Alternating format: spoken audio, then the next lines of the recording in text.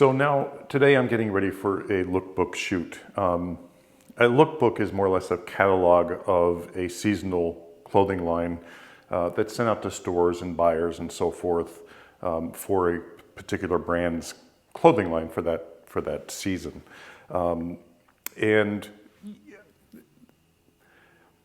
the reason I'm doing the video is not for this shoot in particular. I get a lot of questions on, well, hey, what photographer should I follow on YouTube if, and I can't tell you what photographers to follow.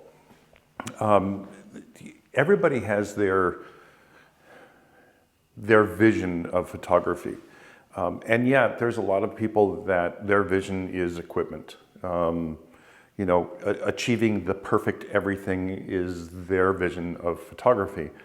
Which, again, there's nothing wrong with that. Everybody has their hobbies or their, I don't know what you want to call it, but, if photography to you is creating the perfect image with the perfect camera and the perfect lens, so be it. In my opinion, I think, hey, you're missing out on something special with photography just by concentrating on the art itself. But again, to each their own.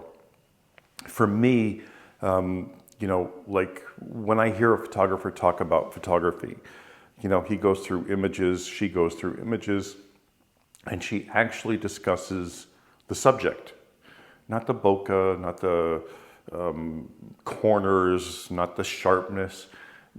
It's never even brought up once, not a single time. The lens isn't brought up, the camera isn't brought up. It's even the specific lighting isn't brought up. Lighting itself on the image, how the light falls on the subject, how the subject is reacting, that kind of stuff. The content or the vision of the image, all this stuff is discussed about images, and there's a passion that you can hear in their voice when they're discussing the image. But it's not, I like this image, but the corners are soft, or look at how sharp her face looks, or his face looks, or the product looks. It's never discussed. It's just that passion for the end product. And that's who I look for when I'm, want to hear someone talk about photography. I like listening to photographers that discuss older photographers that, more or less are iconic to the industry, and their visions and how they did things. But it's never about the equipment. Yeah, I believe equipment is mentioned. Oh, he used this camera. That was his favorite. That's it. That doesn't go any further than that. And that to me is photography. And once you get to that point, and you will, even if you're a gearhead, if you're true to photography and you do like the industry and the medium, at one point you're going to go, I just like to shoot. And that's it. So, for me, what brought this up is, I was listening to a photographer, and I'm not, like I said, I don't give names on here because I want you to find your own people, if you will, somebody that inspires you. But, I'm listening to him discuss his photos and, and just the passion he has for these images. And believe me, they look, I believe in a YouTuber's, photographer's eyes would look like snapshots and they would tear them apart. But to the people who receive them or are in them, they're discussed as fantastic photos capturing moments that have gone by. And that's what photography is all about to me. But me, I have to do this lookbook shoot, and the client doesn't care about the corners. The client doesn't care what camera or lens I use. All they care about is they have solid images, good lighting, a good depth of field for the clothing. Now, the tough part with this is, and this is where the discussion of resolution definitely comes in, is I'm shooting full length.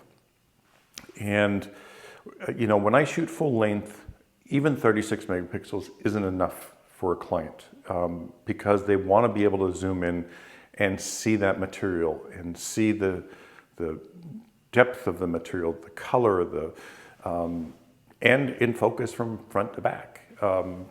So, you know, at this point, you know, gear is very, very important, but not as important as a YouTuber or a camera critic or lens critic would make it out to be. I'm going to be using a 20-year-old lens. I'll be shooting at 60 megapixels. I'm using lighting that's 20 plus years old. Let me just show you really quick.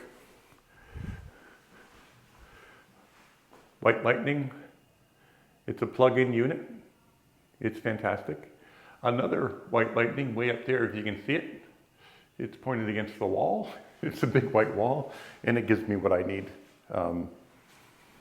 So, in that sense, you know, it's solid lighting.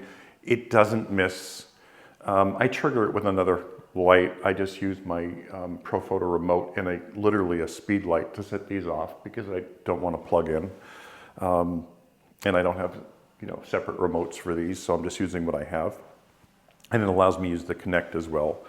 The only battery I'll have to change out, if I need to at all, is in my little speed light that is set to trigger these. And I just have this pointed up in the air and it triggers them. And that's my whole setup. But, you know, the reality of this is, you know, you don't get to be creative, you get to do a damn good job and have solid images.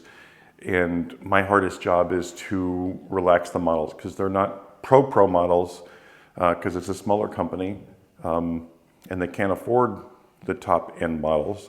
But the models I have are pretty good at what they do, so it shouldn't be hard. But my equipment is the least of my worries.